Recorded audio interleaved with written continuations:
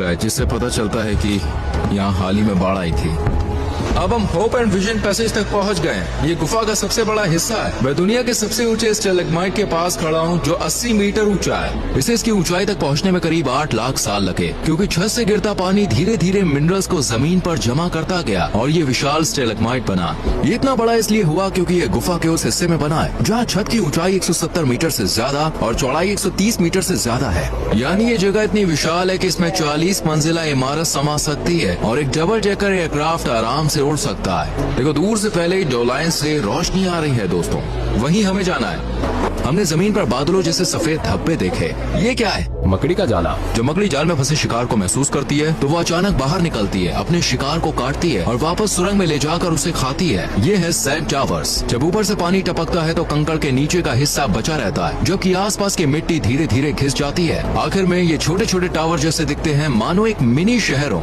अगर ध्यान से देखो तो उस चट्टान के ऊपर एक इंसान खड़ा दिख रहा है, हमारा एक साथी जो काफी दूर है, 60 मीटर ऊंची स्टैलेग्माइट पर खड़ा है। अब तक हमने गुफा में 3 किलोमीटर का सफर तय कर लिया है।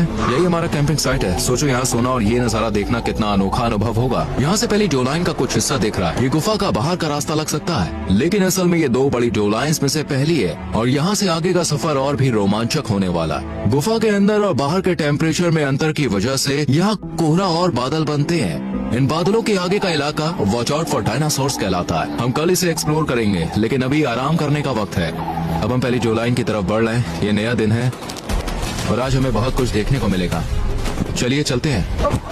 पहली डो लाइन तक पहुंचने के लिए हमें इन संकरे रास्तों से रेंगते हुए गुजरना होगा। बहुत संकरा रास्ता है। ये चिपचिपे धागे गुफा में रहने वाले कीड़ों के जाल है। ये कीड़े अपनी पूंछ से नीली हरी रोशनी निकालते हैं, जिससे उड़ते हुए कीड़े अट्रैक्ट होकर इन चिपचिपे धागों में फंस जाते हैं। जैसे कोई कीड़ा फंसता है, लार्वा अपने मुंह से धागे को खींचता है और शिकार को खा जाता है। ये लाइमस्टोन दक्षिण पूर्व एशिया का सबसे पुराना लाइमस्टोन है।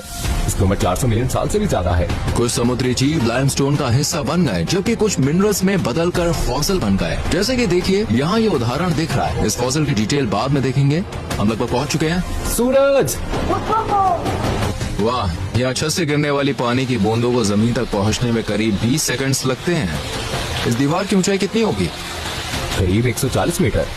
यहाँ सब कुछ बहुत बड़ा है।